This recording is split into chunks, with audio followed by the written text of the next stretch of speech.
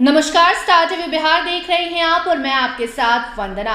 हमारे साथ हमारे editor in chief Saroj sir मौजूद हैं। सर बहुत बहुत स्वागत है आपका। और जो भी दर्शक देख रहे हैं आप सभी को भी मकर संक्रांति की ढेर सारी शुभकामनाएं।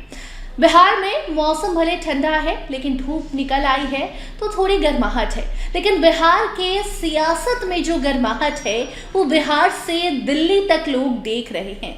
बिहार के राजनीतिक पारा जो है वो बढ़ा हुआ है और वजह है दही चूड़ा पार्टी। एक तरफ चिराग पासवान की दही चूड़ा पार्टी में कई दिग्गज पहुंचते हैं, नीतीश कुमार से नितिन नवीन तक पहुंचते हैं। दूसरी तरफ बीते कल तेज प्रताप ने पार्टी दी जिसमें लालू यादव तो पहुंचे, विजय सिन्हा भी पहुंचे, लेकिन तेजस्वी नहीं पहुंच पाए।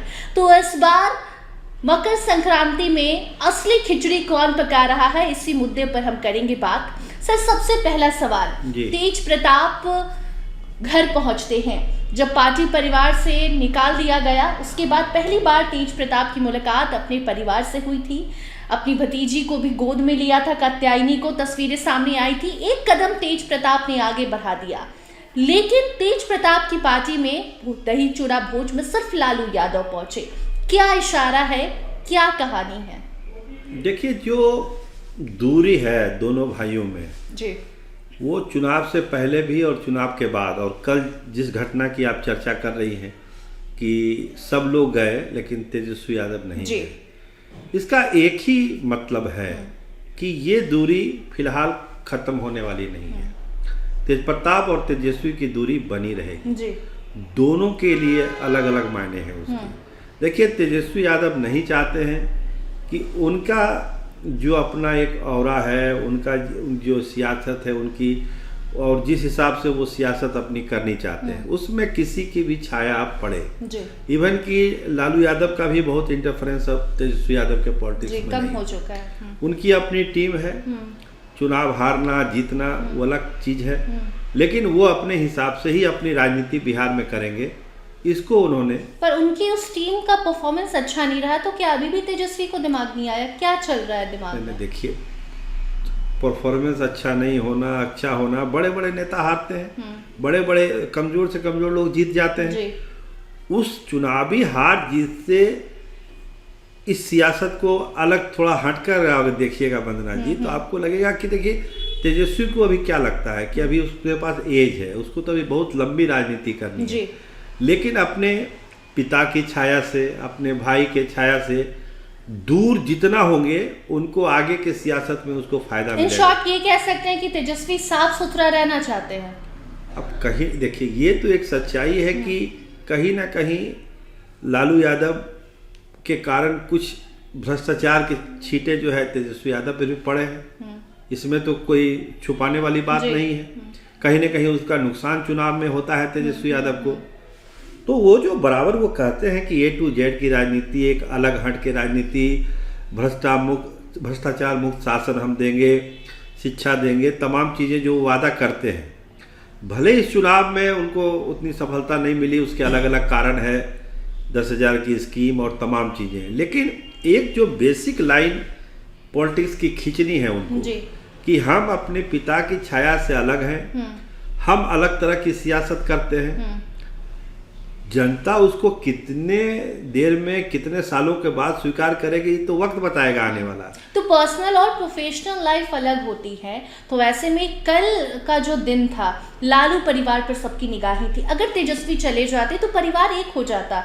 एग्जैक्टली मैसेज इसका दोनों मतलब जाता है।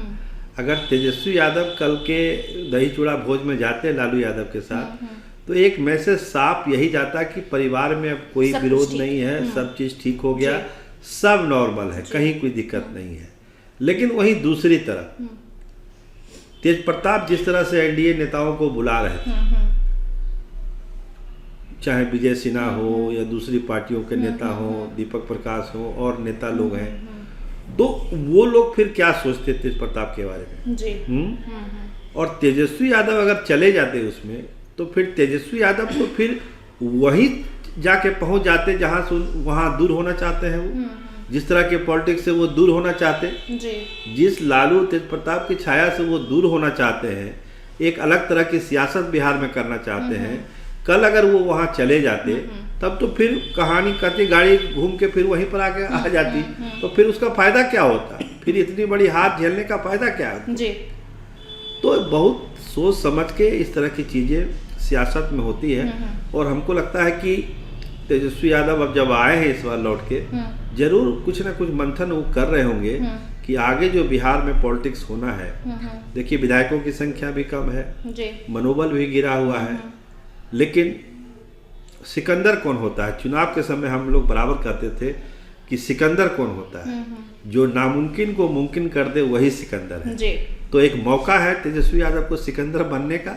अब देखिए ये मौका भुना पाते हैं कि नहीं। जी, ये तो लालू परिवार और तेज प्रताप की बात हो गई। आज भी जो आधा बिहार है वो मकर संक्रांति मना रहा है और चिराग पासवान ने दही चूड़ा का भोज दिया है। चेतनानंद, कई दिग्गजों ने पार्टी की है, बुलाया है सबको। नीतीश कुमार भी पहुंचे चिराग के घर। क्या संदेश बिहार को जा रहा है, क्या मैसेज जा रहा है? क्या एनडीए के लिए सब कुछ ठीक पॉजिटिव मैसेज है, और वहीं दूसरी तरफ महागठबंधन, या खुलकर बात करें तो कांग्रेस के लिए कुछ नेगेटिव मैसेज जा रहा है? देखिए दही चूड़ा भोज में एक दूसरे के यहाँ जाना, मुख्यमंत्री सबके यहाँ जा रहे हैं, ये तो अच्छी बात है। हेड ऑफ है स्टेट हैं, जा रहे हैं अपने सहयोगी दलों के यहाँ, तो अच्छा मैसेज उससे जाता ही जाता है। लेकिन अगर इसमें आप राजनीति खोजने की जो कोशिश कर रही हैं, तो आपको इसमें ये देखना पड़ेगा कि नीतीश कुमार जहाँ जा रहे हैं चिराग के यहाँ, तो क्या चिराग के सारे जो विधायक हैं वो नीतीश कुमार के निशाने पर हैं या नहीं है। दही चूड़ा भोज में जाने का ये मतलब नहीं है कि उन्होंने सियासत एकदम बदल दी और सब चीज एकदम नॉर्मल हो गया। ये तो बिहार का अपना संस्कार है कि लोग एक दूसरे के यहाँ जाते हैं, इस मौके पर भोज होता है, बातचीत होती है, गले मिलते हैं, लोग अपने अपने रास्ते निकल जाते हैं। लेकिन इसको आप पूरी तरह से सियासत में मिक्स करके मत देखिए। क्या कुछ नया समीकरण इस बार बना कि नहीं? क्यों नहीं, बहुत सारे समीकरण बने हैं, बहुत सारे समीकरण बने हैं। हर बार मकर संक्रांति के बाद और पहले खबरें चलती है खेला खेला, इस बार खेला नहीं हुआ। खेला तो देखिए, खेला कैसे नहीं हुआ, तो पर्दे के पीछे आप क्यों नहीं गए? चिराग पासवान के लोग क्यों नहीं गए तेज प्रताप जी के यहाँ? जी, गौर करिए। तो चिराग पासवान ने बताया समय की पाबंदी थी, समय कम था, उनके पास समय कम था, उनके विधायक भी नहीं गए। जाना चाहिए था। तो चीजें हैं, जैसे चूड़ा दही सना जाता है ना, तो इसमें सियासत भी सनाया हुआ है। आपको देखने और उसका स्वाद लेने की जरूरत है कि आप उसका टेस्ट किस तरह से ले रहे हैं। अब खरमास खत्म हो गया है, आज के बाद क्या कुछ नया बिहार की राजनीति में देखने को अभी तो देखिए बिहार में कल से मुख्यमंत्री यात्रा पर निकल रहे हैं, और तेजस्वी यादव को भी यात्रा पर निकलना है।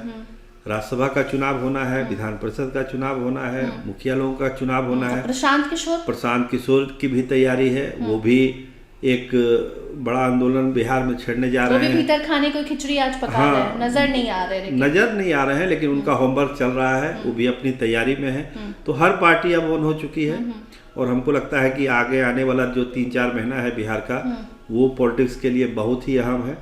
बहुत सारे समीकरण टूटेंगे, बनेंगे, कुछ पार्टियां टूटेगी, कुछ विधायक इधर से उधर होंगे, सबसे बड़ी पार्टी बनने की जो लड़ाई है वो तेज होगी। तो बहुत सारी पॉलिटिकल एक्टिविटीज बंदना जी आपको इधर 3-4 महीने में अब खरमास के बाद देखने को मिलेगा, और इसकी झलक आपको, हमको लगता है कि इस महीने के अंतिम में इसकी झांकियां और झलकी आपको दिखानी पड़ेगी। बहुत बहुत धन्यवाद सर आपका। तो जो भी दर्शक देख रहे थे, आपने सुना किस तरीके से हमारे एडिटर इन चीफ ने बताया कि अब बिहार की राजनीति बदलने वाली है। इस महीने का इंतजार कीजिए, क्योंकि देखिए कि खरमास खत्म हो गया है, शुभ काम की शुरुआत अब कल से हो जाएगी, और पहला शुभ काम तो नीतीश कुमार ही करने जा रहे हैं। बिहार यात्रा पर, समृद्धि यात्रा पर निकल रहे हैं। उसके बाद भी कई सारी ऐसी तस्वीरें आएंगी जो बिहार की राजनीति को एकदम से बदलने का काम करेंगी। वो तस्वीरें भी, वो अपडेट भी आप तक हम सबसे पहले जरूर पहुंचाएंगे। इन मुद्दों पर आपकी क्या राय है, कमेंट सेक्शन में जरूर बताइए। फिलहाल के लिए इतना ही, हमें दीजिए इजाजत, धन्यवाद।